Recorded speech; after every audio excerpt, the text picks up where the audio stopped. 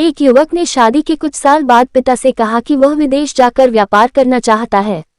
पिता ने उसकी मंजूरी दे दी।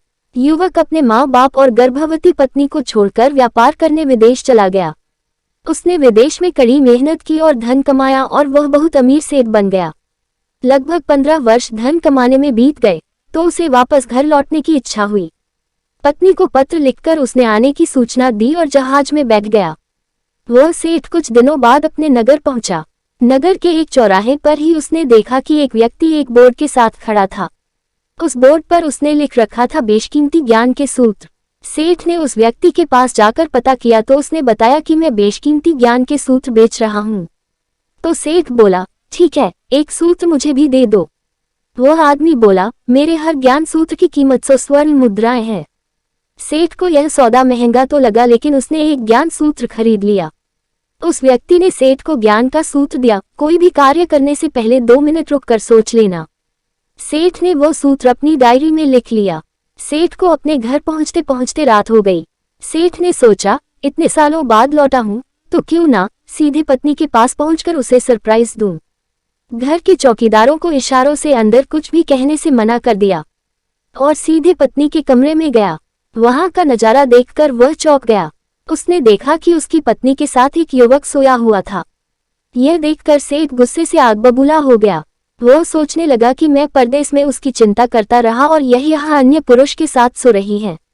आज मैं इन दोनों को जिंदा नहीं छोड़ूंगा। वह गुस्से से अपनी तलवार निकालकर दोनों पर वार करने ही जा रहा था। इतने में उसे 100 स्वर्ण मुद्राओं के बदले जो ज्ञान सूत्र खरीदा था उसकी याद गई कि कुछ भी कार्य करने से पहले 2 मिनट सोच ले। वह 2 मिनट सोचने के लिए रुका। उसने तलवार वापस पीछे हटाई लेकिन वो किसी बर्तन से टकरा गई। बर्तन के गिरने की आवाज से पत्नी की नींद खुल गई। आंख खोलते ही उसने अपने सामने अपने पति को देखा तो वह बहुत खुश हो गई और बोली, आपके बिना जीवन सुना सुना था। इंतजार में इतने वर्ष कैसे निकले यह मैं ही जानती हूँ। पत्नी ने इतना बोलकर पास सोए हुए युवक को उठाते हुए बोली, बेटा उठ जा, तेरे पिताजी आए हैं। युवक उठकर जैसे ही पिता को प्रणाम करने झुका तो माथे की पगड़ी सेठ के पैरों में गिर गई।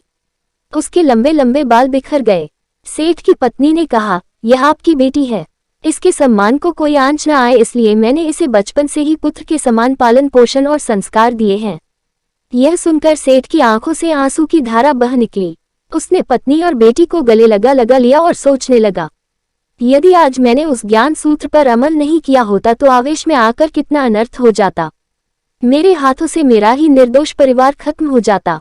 शिक्षा मॉरल। दोस्तों, इस कहानी से यही शिक्षा मिलती है कि जल्दबाजी में आकर कोई निर्णय न लेवे, क्योंकि जब हम आवेश में होते हैं तो हमें अच्छे बुरे का ख्याल नहीं रहता है। इसलिए गुस्सा होने की स्थिति में कोई भी निर्णय ना लें। कुछ देर रुके और दिमाग ठंडा होने दें और फिर सोचें कि क्या सही है क्या गलत है।